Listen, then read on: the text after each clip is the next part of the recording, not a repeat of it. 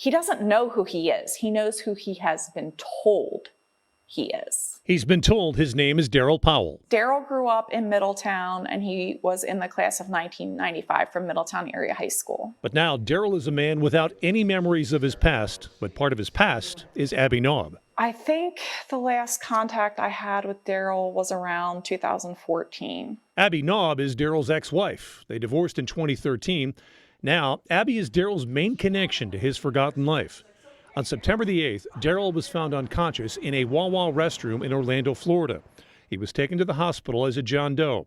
No wallet, no cell phone, no identification at all. And after he had been in the hospital for 8 days, the police came and took a picture of him and ran facial recognition software, were able to find his Pennsylvania driver's license online. And that's how police connected Daryl with Abby. They landed on me because basically his parents have passed away and there is no one else. Daryl has no children, no family, and now he has a medically diagnosed case of amnesia caused by a brain aneurysm that doctors discovered. Abby, who could just walk away from this whole thing, says that's not going to happen. I'm not taking that stance, and everyone in my life, my family members, the people that I love, all understand and support me in doing this because they know that this is who I am. Abby's appointed herself as Daryl's detective of sorts, trying to piece together his life, trying to determine how and why he got from Pennsylvania to Florida before he was found September the 8th. The last I knew, he was living in Camp Hill. However, his driver's license said that he was living in Erie. Abby has learned that Daryl had an apartment in Erie with his rent paid through last July.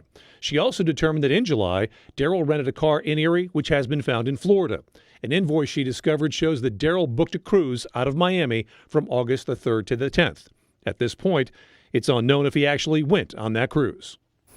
And as you can see here, this story continues to develop with each and every passing day. And now another major step. Daryl has just returned to Pennsylvania. There he is on the right. After being treated in the hospital, Florida authorities put him on a bus and Abby picked him up. He's now living in a shelter, and I just had a chance to sit down and talk with him yesterday.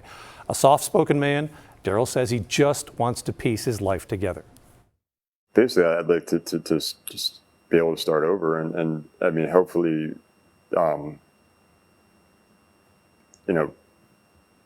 just move forward.